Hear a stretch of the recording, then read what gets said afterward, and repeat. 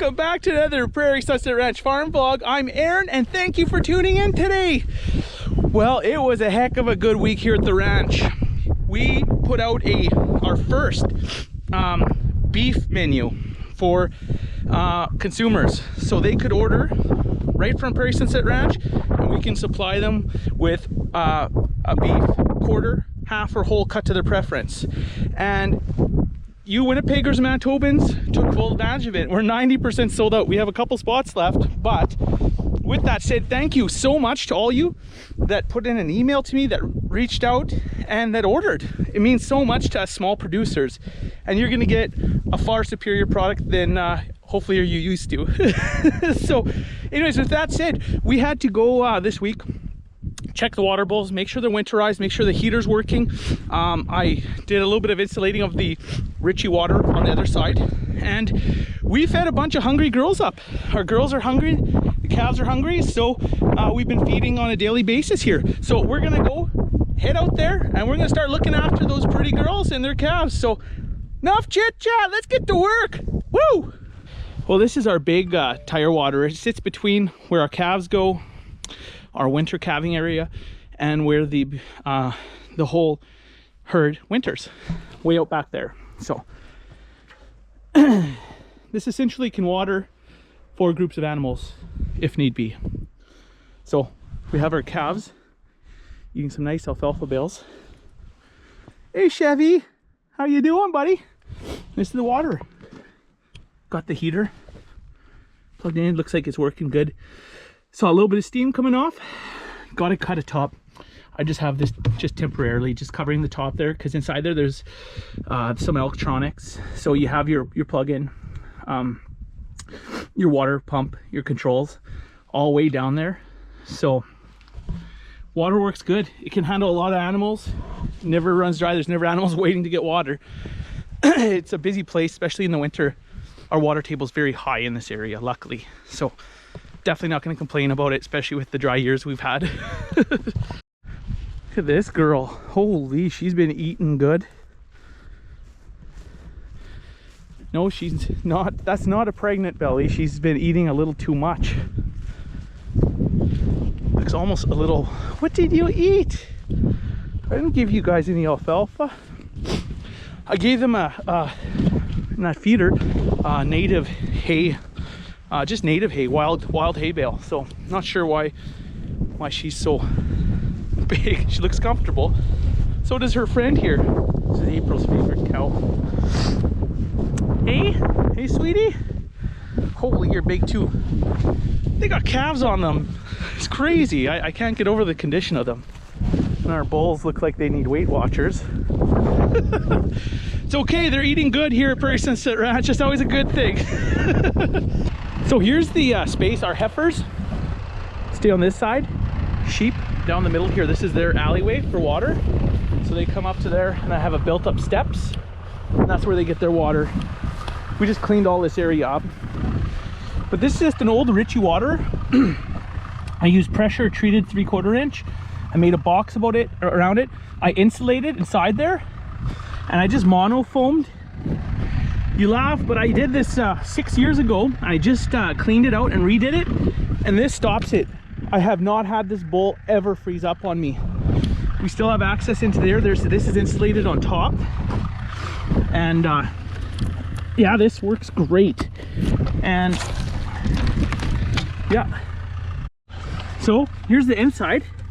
So there, this bowl is heated with a I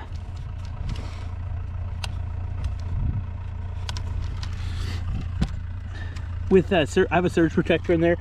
That only gets turned on when it gets below -30, and that will keep the bowls up top here nice and steamy.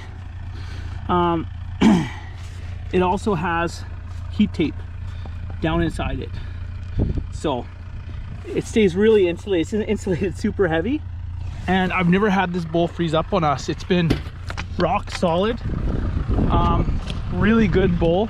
I actually prefer this Richie bowl opposed to that big water. The float system's a lot more reliable. It has way lower freeze temperatures inside there than the big one has. Just more problems in the winter with freezing, just because there's so much more water to stay warm or keep warmed. I built a platform around it. This is for essentially the calves. So the calves have a step and they step up on there and they start drinking. So what's important about that is when the heifer calves are really young, they follow their moms and they learn to drink from the water. So in the spring when they're sitting water, if there is, they're already drinking there. So they really stay away from the puddles. As you know, that causes scours, bad things. So I clean this out a few times a year. This is the overflow. So if anything was to happen in there, it would drain out here. I've had a couple messes from there over the years, but I fixed it all up. I changed the seals. There's a seal right in the middle here underneath. So, but yeah, this, if you gotta do it, this is the way to seal it up. I'm telling you, this little box, it takes an awful cold wind to the point where you'd almost shut the water off, like you'd close it. So we could flip it closed and turn that lamp on so it doesn't freeze up if it's really cold, because you don't want them drinking and it falling into here, freezing up in there. But I'm actually going to build a little box around here so I can take it off and on, and it'll keep it from seeping water into there, because I have had a little bit of trouble with that over the years. But yeah, we had to block this off because we had a couple naughty calves that like to crawl through. But yeah, no, this old water does a good job.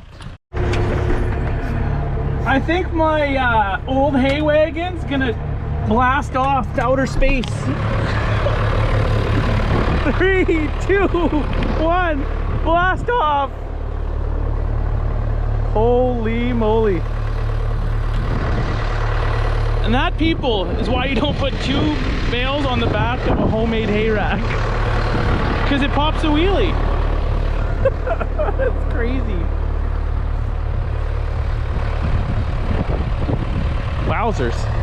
Never seen that happen. Only here on Prairie Sunset Ranch where you see hay wagons doing wheelies. Yeah, these slew bales are, these are a couple of the rougher bales, but they're big, heavy bales. I haven't had it ever do that. This old hay rack though it's not very heavy duty. I only use it for just taking out, when I feed them at this time of year, so you can take out like 8 bales and feed up. And it's really narrow and easy to maneuver.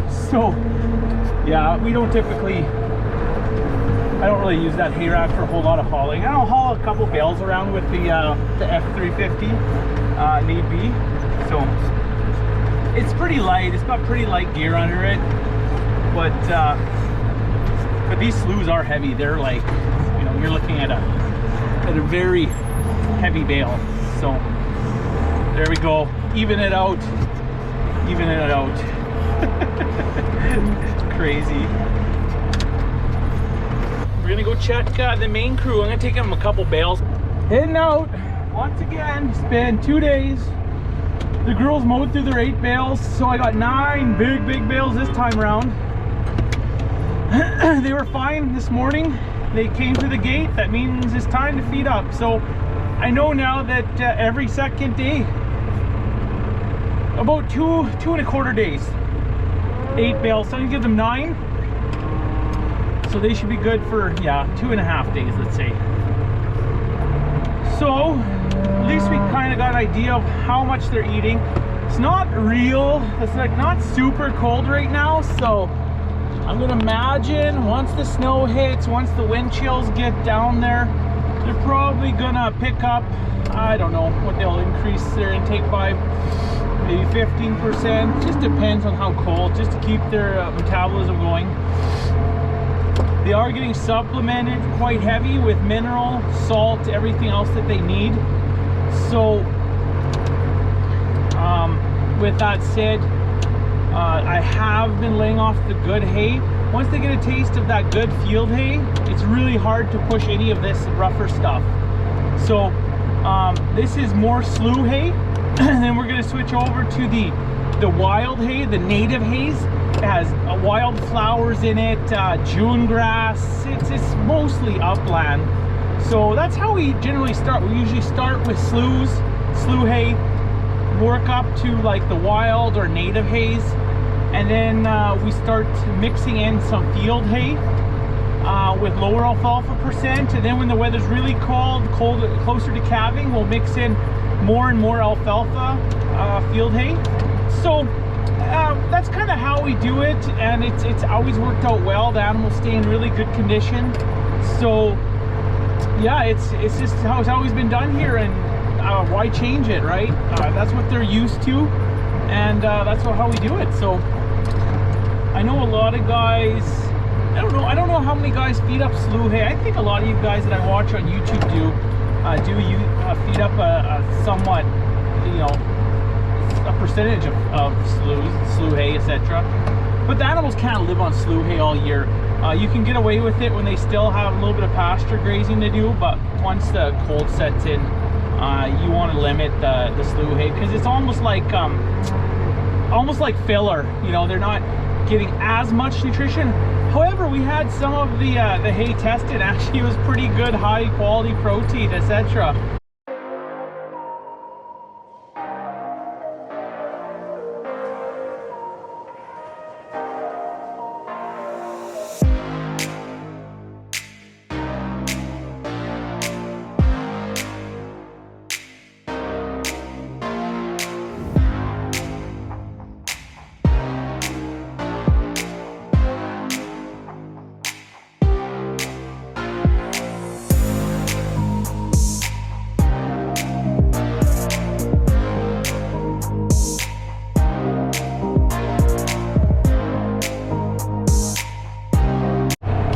So basically, I rotated the feeders today, so I'm moving the feeders. We feed up once, and then after the second time, we move all the feeders, just to reduce contamination, chances of any of that bacteria working its way into the animals. So we keep them rotated, even when they're, you know, on hay. So very important. Oh, we're gonna be lazy. We're gonna see if I can just rip the twines with the fork. Like the leaf. Oh, yeah. That's how you do it. Nice. Half the work.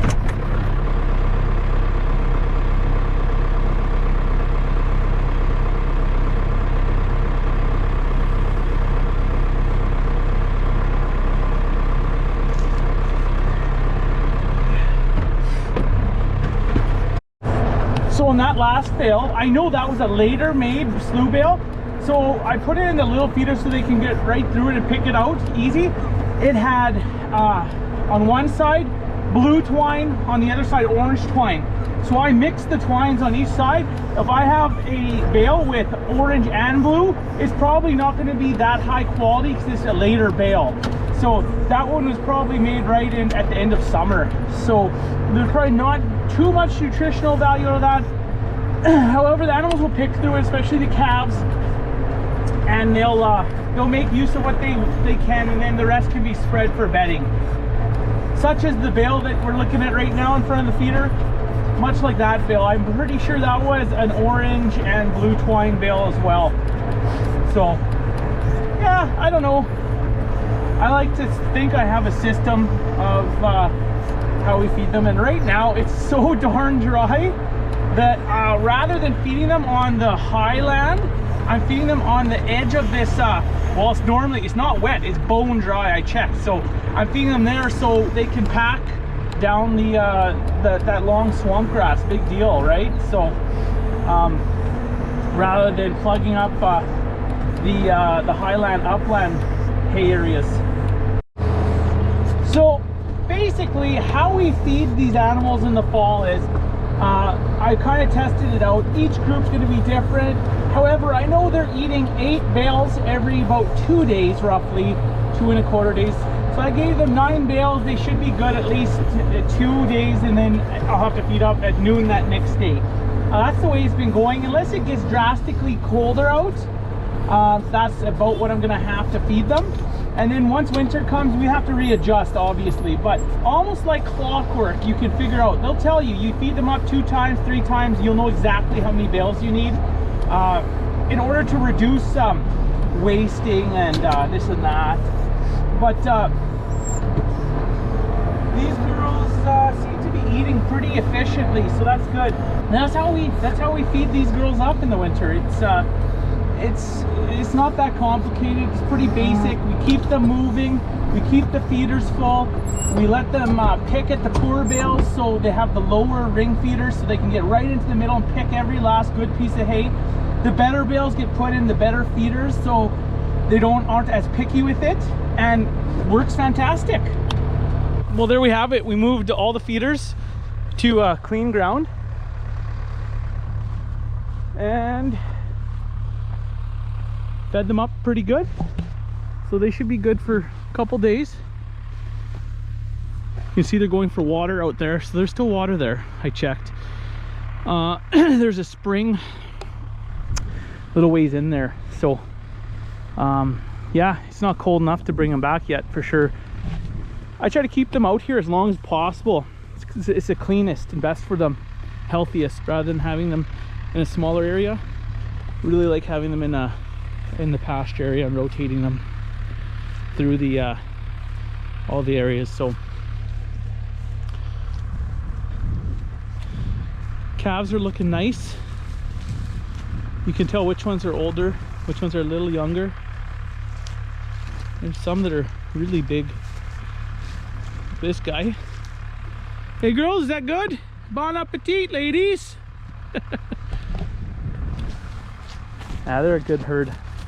I'm very lucky I got to get into ranching with a closed herd that's been in our family, you know, for genetics have been in our family since my grandfather and his father started farming. So it's a huge bonus, and it's always been a closed herd. We'd never bring another cow in from another farm.